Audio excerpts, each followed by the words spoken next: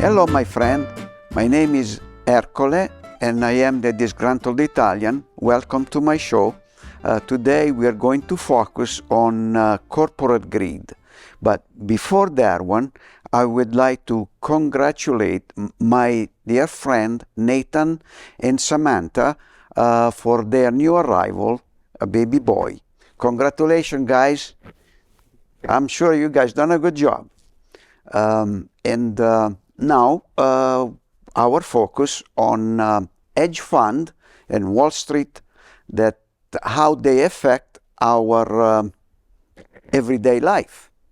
So let's begin with putting a spotlight. The hedge fund is a popular investing strategy. It gain positive return, to gain positive return no matter what direction the market takes, either the bull market or the bear market. So the hedge fund works by pulling funds together and focus on high risk and high returns and short investment. Just like the stocks, they have ups and downs, and the more money you invest, obviously, the more money you could lose or could have an hefty return. As you can see, with luck and money, some investors can become billionaire and rich. The more money you put in, again, with the return guaranteed better than the regular long-term stocks, those returns are higher. In rare occasion, they are very, very high, like on thousands of percentage. For example, today there is a big brouhaha about artificial intelligence. So that it was transforming stocks, company that going to print certificate and wherever, so that they can raise money to do their project. So most of this, as we know, this hedge fund emperor, like we have Saugus, the number one. But if I have to say a name, nobody will probably, or very few, will probably associate it with the hedge fund. And that's Mr.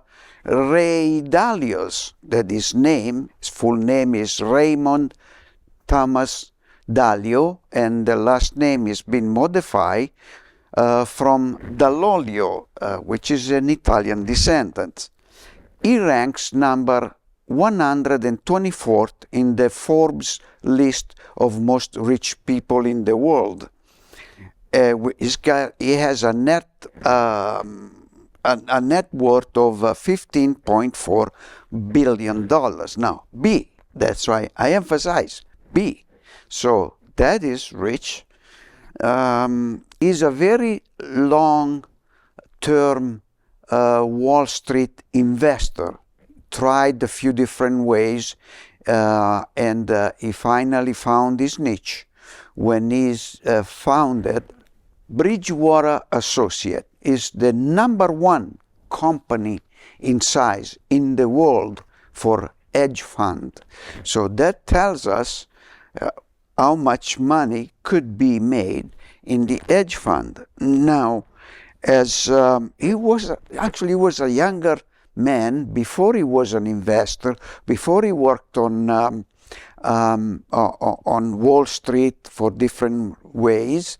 He caddied at the golf club where all these Wall Street people, operator, they were playing during, I'm assuming, their breaks, or maybe just to entertain a customer. Who knows? But that's what he was doing, and obviously been there for a long time. It's almost a given he went on to operating in Wall Street at the younger age. I think was about 12, if my memory recalls. So, but about Wall Street, I feel a little bit ambivalent about it. First, because Wall Street, and which is the positive part of it, Wall Street is a tool born from the industrial age to help company and geniuses that works in company to develop new idea or to grow their own existing companies. And the Wall Street, for the few that may still don't know, it's a physical place to trade stock, bonds, title, and those documents are generated by a company that applies to go in the world, in the business, to go public. What they do is they go make an application, they're gonna be vetted, and they're gonna be assigned a certain amount of certificate, which they are the stock that they're gonna be publicly traded.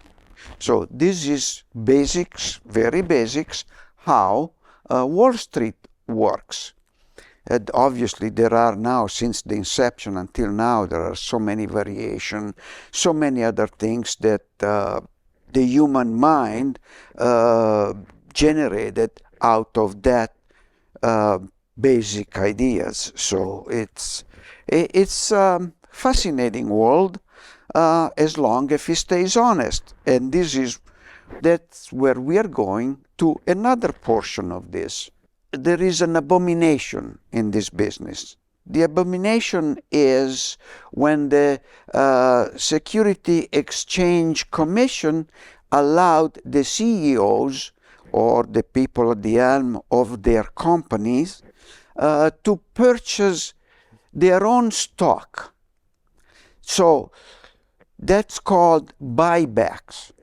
So purchasing their own stock, the reason to do that one is when the value of each single stock is sagging, they taking actually some of the stock off the market by purchasing them for their own.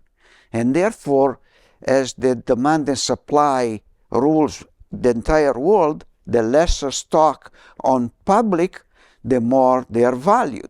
And then there is the extreme, which that will no longer work anymore, and the companies might as well be wiping it out. So that's how the things are working. And when we are at a certain point, after they are done that, they actually didn't break the law, but they make something untasteful, unflavored. Well, to break the law, you gotta go one step further, and that is the inside trading. The inside trading is made out of people within the know. They gave privileged information to some investor that they can afford to pay for the favor and to buy for the stocks. Has been done, people has been caught, maybe some got away with that, but that's how the things are going. Now, how does it affect our everyday life? Well, this takes some explanation here. Now, let's go to envision our nation. Our nation, it's, I would say, like a pie. A beautiful pie, nice pie, delicious pie. Now this pie is got slices, all pre-sliced, certain amount, and but everybody has the ability to either change the size of the slices, the amount of the slices by reducing the size itself of the slice and making it smaller, then you can get more slices. But one thing cannot be changed is the size of the pie. That's what it is. This metaphor, it could be also applied to money, a pile of money, or maybe to even larger, the planet. It's a finite thing.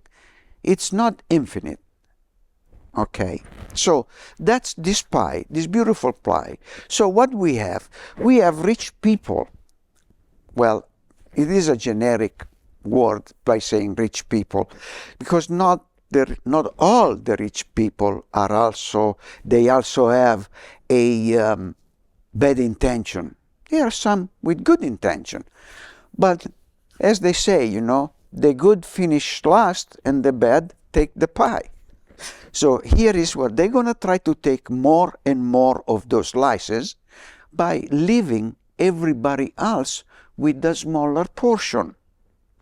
And with the smaller portion, and everybody else are going to have to be happy with less and less. So to make it a little bit more clear is, today average family, they have maybe 3 cars, several television, appliances, no problem about power. Well, that thing is going to be chop, chop, chop, chop, cut down, because the bad rich people are going to take more regardless, because they are unscrupulous. And that's how we have this imbalance, where again, the word imbalance has been used also by what's his name here? This Dalio. Dalio is thinking that the projection in between offering supply and demand of the hedge fund is predicted to be somewhere around 7.5%, which he will prefer to reduce all that down to 3%. And this is exactly what happened. I don't say, which hard to believe maybe, even for me, I don't say that he maybe knows exactly what he's doing, but with a long career like that, my money is that he knows what he's doing. And the fact that reducing the offer and demand, it means shrinking the market. Shrinking the market, it does exactly what I explained previously, okay? Cutting, cutting, cutting. So that will go along with what our administration wants to do now. See Elon Musk cut $3 trillion from the national product. No, it's not right. So this is going to the thing that what I was saying earlier, called the super rich individual. So now I just mentioned Elon Musk is nearly unlimited wealth thanks to the United States, and now wants to put us on a shorter leash. And these new purchased government powers, or Jeff Bezos and his will, just like Musk, and he wants to crush labor and union labor. And Mark Zuckerberg, well, I looked at it on Wikipedia. I looked about his life. He made a big turn, 180 degree, and he wants to help to rein in the media, the reporters, the journalists, the television, everything they can control, and they will control. Okay, so, and this is what we have now in the government, but that's another story. So as I can see, with the exposing or projecting a spotlight on the hedge fund, we also put on the light the entire Wall Street. Wall Street used to be for the people. As a matter of fact, it was mentioned widely. Today is just more for a tradition that the real needs to know news about how many stocks has been traded on all this. We reach over 30,000, not stock, but 30,000 points and back and forth. So those number used to be reflecting what it was, the industrial growth. Today does no longer have a meaning because that very small things that's called buyback. They kept small by the individual on the know, so that the American people don't pay that much attention to it. So, and buyback, oh well, that's a CEO. In reality, that works on the billions and hundreds of billions of dollars. So, that it should be saying something right there. So, and as we know, that means that they take care of themselves before of anything else. And the unforeseen results of this society, in other words, the long-term results, results that it's less tangible. But if it takes a hold, it becomes tangible. And that's to the century-old institutions like family, charitable organization, and so on and so forth. Even although it's been a lot maligned, religion like Christian religion, Muslim religion, they all have good intention about the people at large. So that it's okay.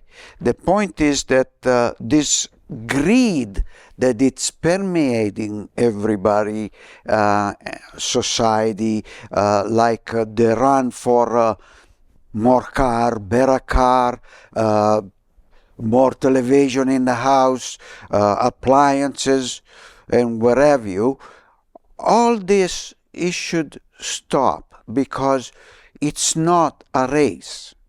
It's just to make ourselves, our lives a little better. So greed is well known that that's a bad modus vivendi. It's not good. We have to have generosity. That's how we are born with that. We are human. We are born, as I say, with generosity, with socializing with people, relating to one another, like we do in the family, or maybe a little bit lesser amongst other people, our peers and whatnot. So this is it. And that's where I was going to convey and spotlight on it so that hopefully it helps somehow. Now, on another note, instead, as a disgruntled Italian, where I seen today and yesterday what the administration did is unforgivable. I don't understand why they are at the White House and honest people, they have to suffer. Like what Mr. Trump did is cutting funds to all 50 states? Come on. Even a child knows better than that. And they are in the White House? All the disarray, the procure through all 50 states. That's not the way to govern. And I have a lot more to say about this one, but we'll leave this one for another time. This is Ercole, the Disgruntled Italian. Thank you for watching me, and until next time, arrivederci.